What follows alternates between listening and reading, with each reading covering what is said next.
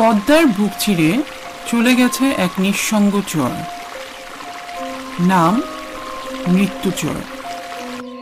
আশেপাশের জেলেরা বলে এই চরের ধারে কেউ গেলে আর ফিরে আসে না।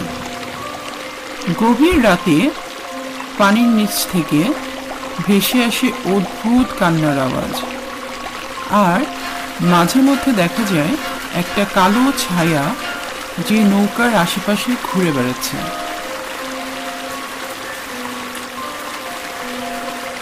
কেউ কেউ বলে চরের নিচে একটা অলৌকিক দরজা আছে, যা খুলে গেলে মানুষ চিরতরে হারিয়ে যায়। শুনে মনে হতে পারে শুধু গুজব,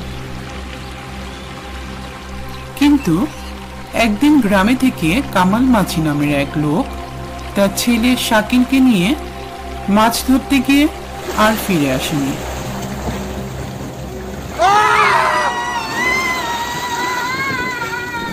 ওদের লাশও পাওয়া যায়নি। এই ঘটনার পর গ্রামের সাহসী যুবক নাফিস, তৌহিদ আর সাব্বির ঠিক করলো তারা এই রহস্যের সমাধান করবে। ভূতের গল্প অনেক শুনেছি, এবার সত্যটা দেখব, বলল নাফিস। তৌহিদ একটু দ্বিধাগ্রস্ত ছিল, কিন্তু সবার চাপে রাজি হলো। তারা তিনজন একটা নৌকা নিয়ে রাত 12টার দিকে পদ্মার সেই মৃত্যু চরের দিকে রওনা দিল। নদীর পানি অদ্ভুত রকম শান্ত, বাতাসও থেমে গেছে। হঠাৎ এক অদ্ভুত ঘটনা ঘটল। নৌকা নিজে থেকে চরের দিকে যেতে লাগলো। ওদের হাত নাড়ানোর দরকার পড়ল না। সাব্বির ভয়ে ফিস ফিস করে বলল, আমরা এখনো ফিরে যেতে পারি? নাফিস বলল, এত দূর এসে কিছু হতো না। ঠিক তখনই পদ্মার কালো জলের নিচ থেকে একটা বিকট কালো হাত উঠে এলো আর নৌকার একপাশে চেপে ধরল। তিনজনই আতঙ্কে পেছনে সরে গেল। হাতটা আস্তে আস্তে নৌকায় উঠে আসতে লাগলো। হাতের সঙ্গে ধীরে ধীরে ভেসে উঠলো একটা বিকৃত মুখ। চোখ নেই, মাংস পচে গেছে, আর শরীর থেকে পানি চুইয়ে পড়ছে। নাফিস শক ছুঁয়ে ফিস ফিস করে বলল, এটা কামাল মাঝি। কামাল মাঝির গলা দিয়ে বিকট আওয়াজ বের হলো, তোরা এখানে কেন এসেছিস? মৃত্যুচরকে জাগিয়ে তুলেছিস? তারপর নদীর নিচ থেকে আরো অনেকগুলো হাত উঠে এলো। তৌহিদ চিৎকার করে বলল, এরা কি? ভূত, আত্মা নাকি অন্য কিছু? ঠিক তখন একটা ফিস ফিস শব্দ ভেসে এলো। এরা সেই সব মানুষ যাদের এই পদ্মার নিচে বলি দেওয়া হয়েছিল। তিনজনে তাকিয়ে দেখলো চরের ধারে একটা কালো ছায়া মানব দাঁড়িয়ে আছে। সে বলল, এখানে একটা দরজা আছে, একবার যার কাছে তা খুলে যায় সে আর কখনো ফিরে আসতে পারে না। নাফিস চিৎকার করে বলল, কি দরজা? কে এই অভিশাপ দিয়েছে? ছায়া মানব ধীরে ধীরে ফিস ফিস করে বলল, এটা পদ্মার অতল নরক। একবার যার নাম ধরে ডাকে সে চিরতরে এখানে বন্দী হয়ে যায়। নাফিস আর সময় নষ্ট করলো না। সে দ্রুত নৌকা উল্টো দিকে ঘুরিয়ে দিল। কিন্তু তখনই নদীর নিচ থেকে একটা বিশাল দেহ উঠে এলো। এই দেহটা বিশাল আকার, কিন্তু কোনো মুখ নেই, শুধু একটা কালো ফাঁকা গহ্বর যেখানে মুখ থাকার কথা। তার শরীর থেকে কালো পানি চুইয়ে পড়ছে আর গর্জন করছে এমন ভাবে যেন পুরো পদ্মা কাঁপছে। নাফিস বুঝলো এটাই সেই পদ্মার অভিশাপ যার কথা গ্রামবাসী বলে। তৌহিদ কাপা গলায় বলল, এটা আমাদের শেষ রাত। সাব্বির কাঁদতে কাঁদতে বলল, আমরা আর বাঁচবো না।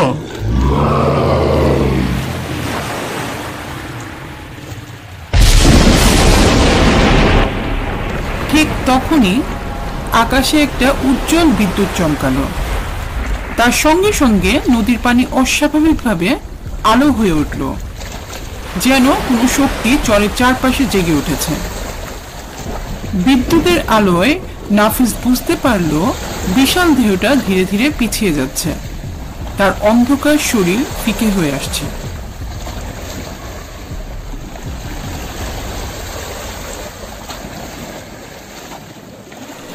নাফিস চিৎকার করে বলল, এটাই সুযোগ, নৌকা চালা।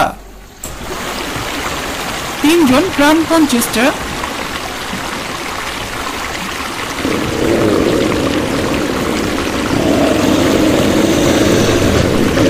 আর প্রকৃতির অদ্ভুত সেই শক্তির ফলে পদ্মার অভিশপ্ত চর ক্রমশ দূরে চলে গেল।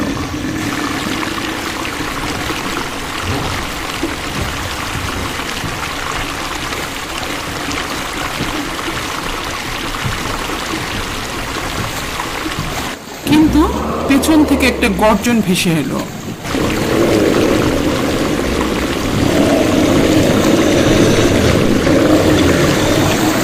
তোরা ফিরে আসবি, এই নরক তোদেরও গ্রাস করবে।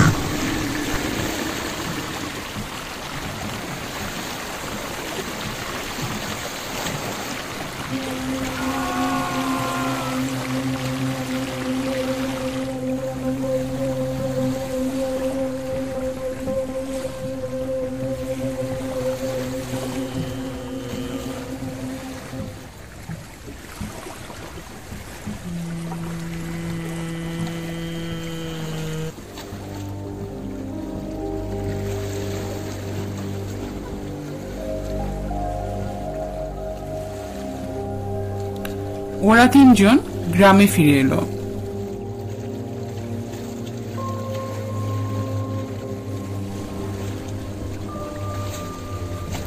কিন্তু আর কখনো রাতে পদ্মার চরে যাওয়ার সাহস করল না।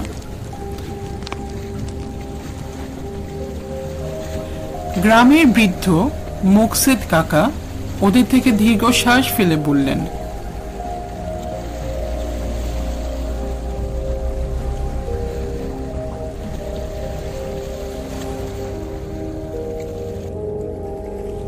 তোরা ভাগ্যবান, কিন্তু মনে রাখিস, মৃত্যুচর কাউকেই ভুলে না।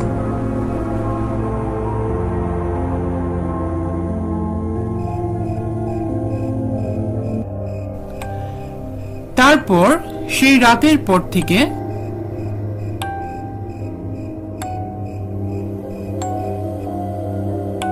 পদ্মার ধারে মাঝরাতে আবার কান্নার আওয়াজ শোনা যেতে লাগলো। কেউ কেউ বলে মাঝে মাঝে নদীর ধারে একটা ছায়া দেখা যায়, সেই বিশাল মুখহীন কালো দেহ। গ্রামের বয়োজ্যেষ্ঠরা সাবধান করে দেন, পদ্মার ডাক এলে কখনো সাড়া দিস না।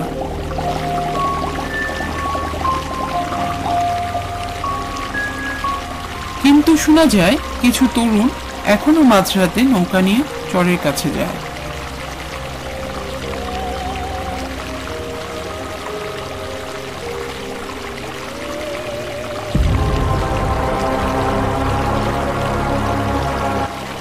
আর তাদের অনেকেই আর কখনো ফিরে আসে না।